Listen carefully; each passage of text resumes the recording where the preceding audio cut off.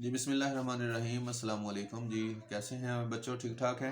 अल्लाह पाक से उम्मीद करता हूं कि आप और आपके अहले खाना सभी खैर वाफियत के साथ होंगे। जैसा कि आप जानते हैं कि हम पाकिस्तान की जो माशी तरक्की है, जो सनती तरक्की है, उसके ऊपर बात कर रहे थे। हमने कुदरती वसाइल पे बात की थी।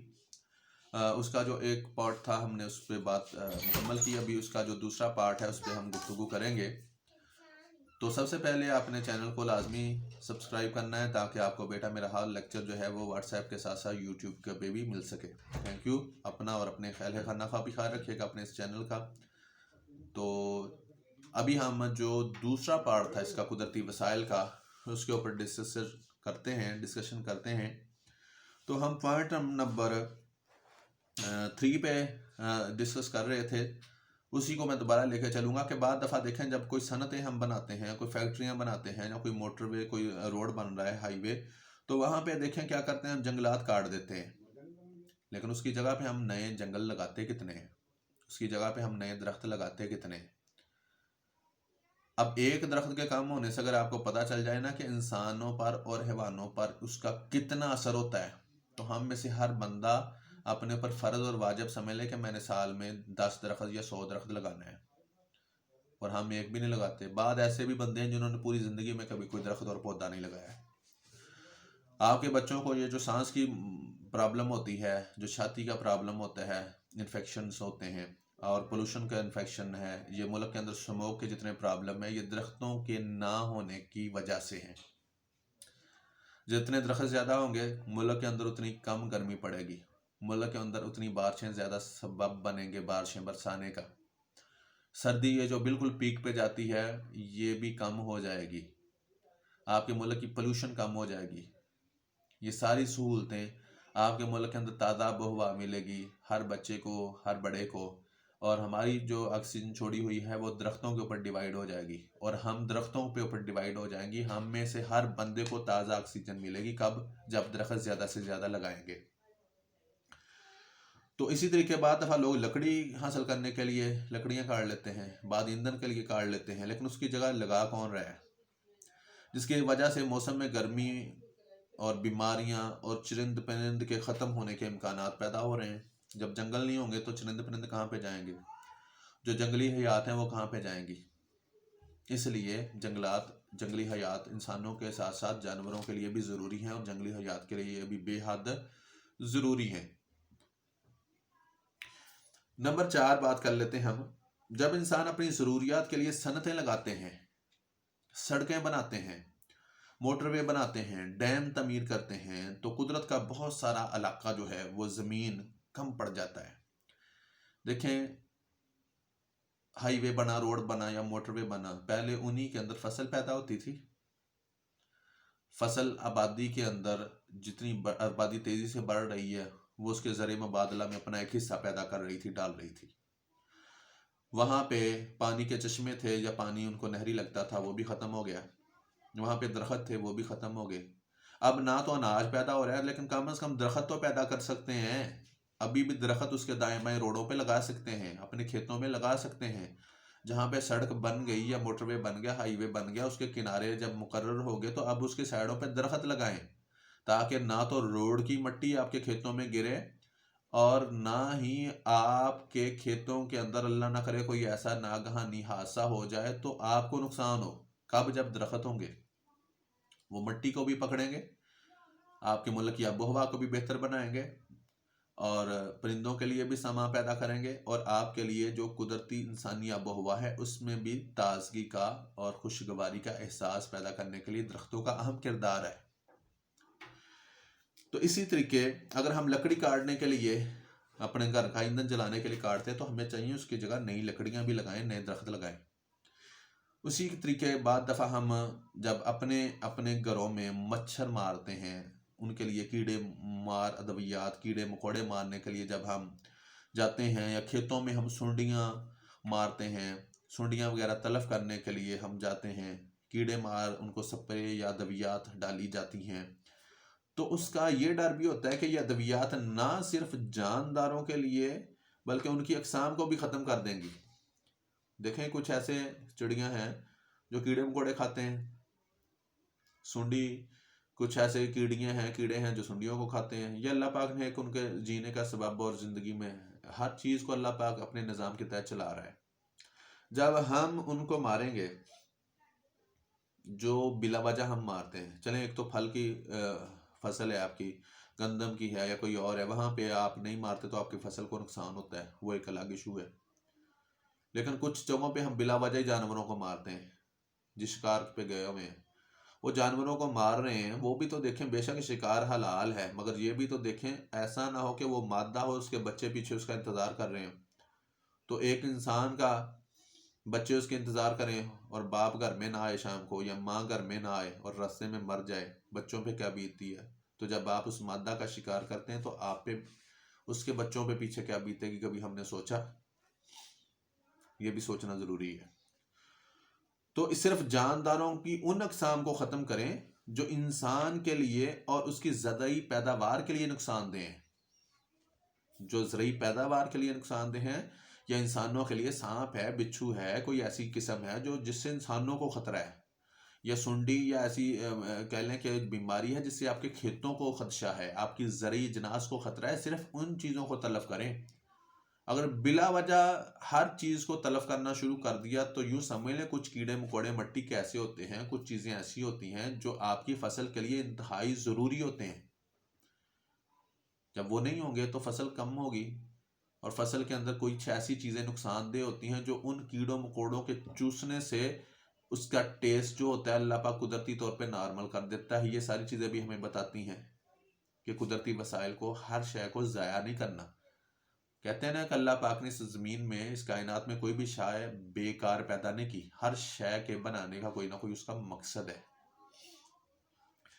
اچھا جی، آگے آ جائیں. جو انسان کے لیے اور زرعی پیداوار کے لیے نقصان دہ ان کو ختم کریں، بلکہ حشرات کی وہ اقسام بھی ختم کرنے کا خطرہ ہوتا ہے جو انسان کی زندگی اور اس کی زراعت کے لیے فائدہ مند ہوتی ہیں. کچھ میں نے بولا کہ ایسے کیڑے مکوڑے ہوتے ہیں، چڑیاں یا کچھ ایسی اقسام ہوتی ہیں کہ جو ان سنڈیوں کو چن لیتے ہیں، ان کیڑے مکوڑوں کو خود چنتے ہیں. لیکن جب آپ ان کو ہی مار دیں گے تو اب آپ کی فصل کے لیے ایک قسم کی یہ چیزیں ضروری تھی، لیکن ہم نے ان کو بھی تلف کر دیا، ان کو بھی تلف کر دیا. اب وہی زہر فصلوں میں لگ کے ہم کھائیں گے، ہمارے جانور کھائیں گے، بچے کھائیں گے، تو ہمارے لیے نقصان دہ ہوگا.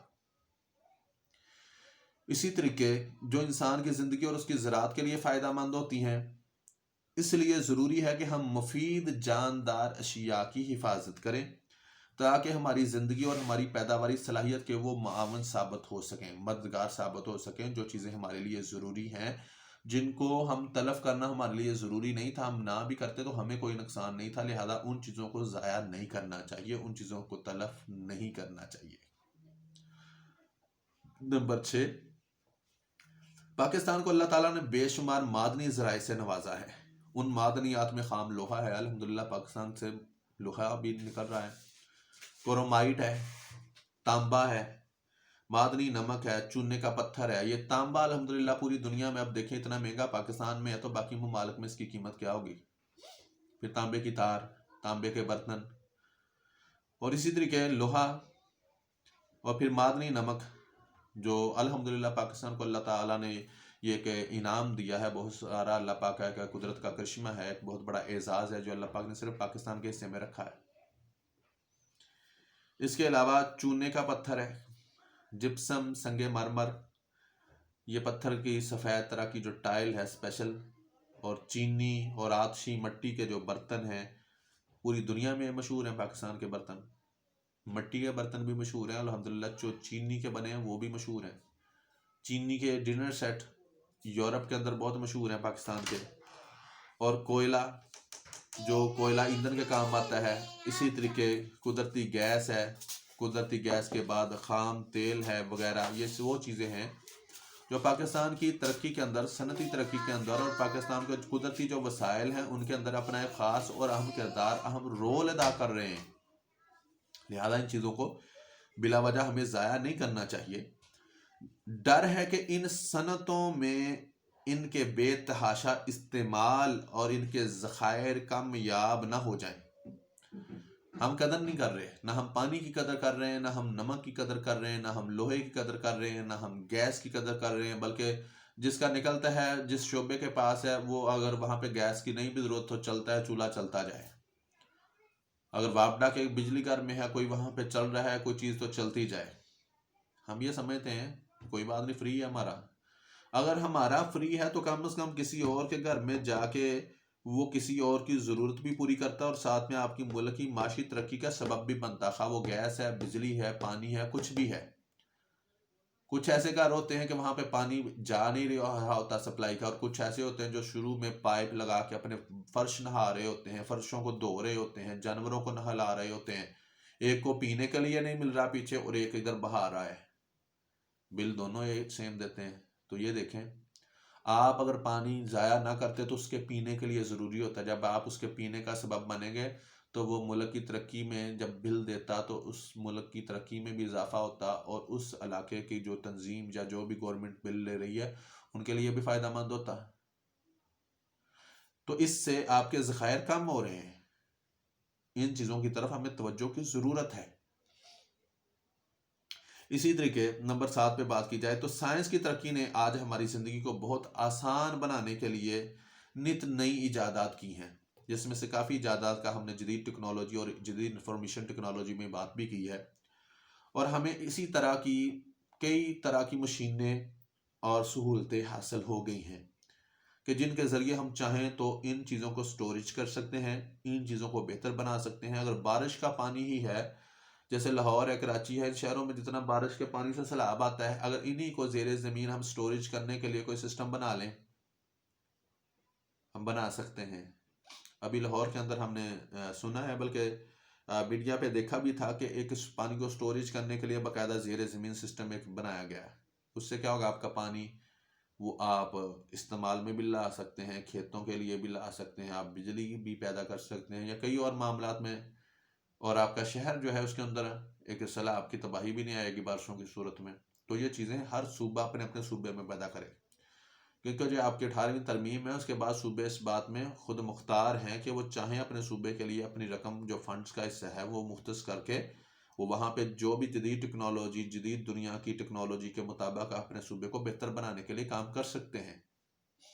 تو وفاق بھی ان کی مدد کرے گا، لیکن سارا کچھ وفاق پہ بھی نہیں چھوڑ دینا چاہیے. تو جیسے گھر کے اندر ایک ہی بندہ اگر گھر کے اخراجات چلائے تو سارے پریشان ہوتے ہیں، لیکن اگر سارے مل کے تھوڑا کریں تو ساروں کے لیے آسانی ہوتی. تو ایسے صوبے جو ہیں یہ ملک پاکستان کے بازو ہیں، ایک باپ کے بازو ہیں، بیٹے ہیں. تو جب سارے اپنا اپنا کردار ادا کریں گے تو ملک ترقی پہ جائے گا، باپ ترقی پہ جائے گا. تو آج انسانی زندگی میں بڑی سہولتیں آ گئی ہیں، بڑی جدید مشینری آ گئی ہے، ٹیکنالوجی آ گئی ہے جس کی نسبت انسانی زندگی میں آرام ہو گیا ہے، آرام دہ بن گئی ہے. ان سہولتوں کی وجہ سے آج انسان آرام طلب ہے اور آرام طلب ہو گیا ہے جس کی توجہ قدرتی ذرائع کی حفاظت سے ہٹتی جا رہی ہے. اگر اے سی آ گئے ہیں، فریجیں آ گئی ہیں تو ہمیں جو قدرتی ذرائع ہیں ان کی طرف ہم توجہ نہیں دیتے. ہم ہر چیز کو فیول پہ، ہر چیز کو بجلی پہ جب چلائیں گے تو ڈیفینیٹلی بجلی کے بل زیادہ آئیں گے. جب بجلی کی کھپت زیادہ ہوگی تو اس کا ریٹ بھی بڑھ جائے گا. جب ریٹ بڑھ جائے گا وہ چیز شارٹیج ہوگی. جب شارٹیج ہوتی تو ہم پھر چیختے ہیں. ہم اس کا متبادل کیوں نہیں استعمال کرتے؟ اب اگر ہر بندہ جو ہے وہ گیس کی بجائے ہیٹر بھی بجلی پہ لے لے تو آپ بتائیں پھر بجلی کا زیادہ استعمال ہوا. تو اوورآل ہم سارے لوگوں کو قدرتی ذرائع کا تحفظ کرنا چاہیے، ان کی قدر کرنا چاہیے. خواہ وہ لوہا ہے، خواہ وہ جپسم ہے، سنگ مرمر ہے، چینی ہے، آچھی مٹی ہے، کوئلہ ہے، تیل ہے، گیس ہے، آپ کا قدرتی پانی ہے، زیر زمین نمک ہے. تو اللہ پاک نے ان نعمتوں سے صرف پاکستان کو نوازا ہے. قدرتی پھل پاکستان کو اللہ پاک نے جس طریقے کے دیے ہیں اور جس طریقے کی ان کی مٹھاس ہے پوری دنیا میں ایسی چیزیں نہیں ملتی. اور اسپیشلی پاکستان کے چاروں موسم دنیا میں ایسا نہیں ہے. کسی ملک میں سردی پڑتی تو 6 مہینے سردی، گرمی پڑتی 6 مہینے گرمی، 6 مہینے دینی ہے تو 6 مہینے رات ہے. اللہ پاک نے دیکھیں دن بھی رکھا، رات بھی رکھا، سردی بھی دی، گرمی بھی دی، درمیانے موسم بھی دیے، خزاں بھی دی، بہار بھی دی. اور ساتھ میں اللہ پاک نے ایسے علاقے دیے کہ ایک طرف چلے جاؤ تو سردی ہے، دوسری طرف چلے جاؤ تو گرمی ہے. مری چلے جائیں گرمیوں میں الحمدللہ ٹھنڈا ماحول ہے، آپ سبی چلے جائیں گرم ہے. یہ ساری اللہ پاک کے قدرت کے کرشمے ہیں. دریا بھی دیے، پہاڑ بھی دیے، سمندر بھی دیے، جنگلات بھی دیے، مچھلیاں، آب و حیات، اب آپ کو پرندے بھی دیے. یہ ساری باتیں بتاتی ہیں کہ الحمدللہ پاکستان کے قدرتی ذرائع بہت بڑے ہیں، ان کا تحفظ کرنا ضروری ہے تاکہ آنے والی نسلوں کے اور آنے والے لوگوں کے بھی کام آ سکیں اور ملک پاکستان کی ترقی میں اپنا کردار بھی ادا کر سکیں۔ یہاں تک بیٹا ہمارا چیپٹر جو ہے وہ کمپلیٹ ہو گیا۔ اگر کوئی سوال ہے، کوئی بات ہے تو ٹاپک بھی کمپلیٹ ہو گیا، آپ مجھ سے پوچھ سکتے ہیں۔ اپنا بہت سارا خیال رکھیے گا، اپنے اس چینل کا بھی۔ اللہ پاک آپ کو اور آپ کے اہل خانہ کو ہر وبا سے محفوظ رکھے، آمین ثم آمین۔ السلام علیکم ورحمۃ اللہ وبرکاتہ۔